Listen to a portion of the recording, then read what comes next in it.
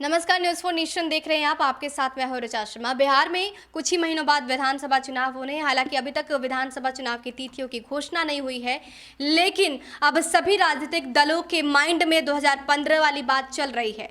2015 की बात, 5 साल पहले की बात किसी गठबंधन को लेकर नहीं, बल्कि सीट शेयरिंग को लेकर है। सभी पार्टियां ये कोशिश कर रही हैं कि आखिर 2015 में जो सीट शेयरिंग हुई थी वो किस आधार पर हुआ था। यहाँ पर बात किसी पर्टिकुलर गठबंधन की नहीं हो रही है, क्योंकि महागठबंधन की बात की जाए, चाहे एनडीए की बात की जाए, इन दिनों अगर देखा जाए तो दोनों जगह रार की स्थिति बरकरार है। वो इसलिए क्योंकि सीट शेयरिंग को लेकर मामला फंसा हुआ है। ऐसे में 2015 की बातों पर गौर किया जा रहा है, ध्यान रखा जा रहा है कि 2015 में सीट शेयरिंग को लेकर क्या कुछ फॉर्मूला था, समीकरण क्या बैठाए जा रहे थे, उसका नतीजा क्या हुआ था, ये जानना बेहद जरूरी है। ऐसे में इन सबको कंबाइन करके इस बार पार्टियां सोच रही है और चुनावी मैदान में उतरने को तैयार है।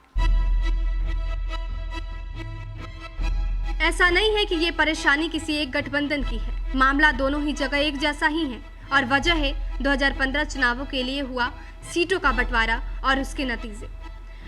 महागठबंधन को जबरदस्त जीत हासिल हुई थी।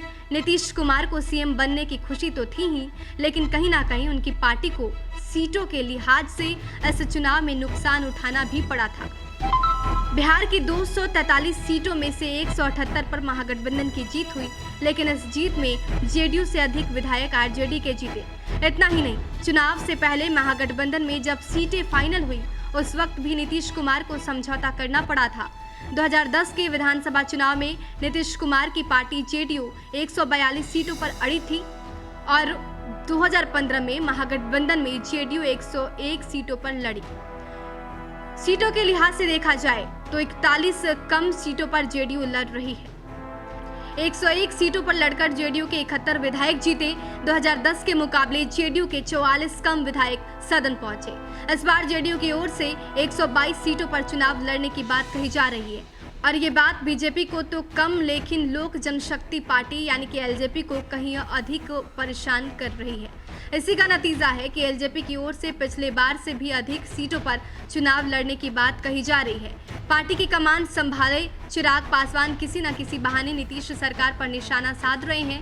पहले से भी अधिक सीटों पर चुनाव लड़ने की बात की जा रही है। 2015 में एलजेपी के हिस्से एनडीए में 40 सीटें आई थी। भारतीय जनता पार्टी के सामने भी असमंजस की स्थिति है। 2010 के मुकाबले बीजेपी 2015 में अधिक सीटों पर तो लड़ी थी, लेकिन उसको नुकसान उठाना पड़ा था। 2010 में जहां 101 सीटों पर लड़कर 91 सीटें हासिल हुई, वहीं 2015 में 160 सीटों पर लड़कर भी बीजेपी के हिस्से 53 सीटें ही आई। अधिक से अधिक उम्मीदवार जीतकर विधानसभा पहुंचे।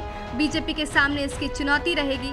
इसकी संभावना तभी अधिक रहेगी जब अधिक सीटों पर इसके उम्मीदवार होंगे।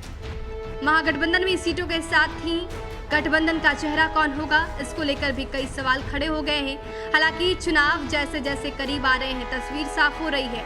चेहरा कोई हो, नेता तेजस्वी यादव ही होंगे।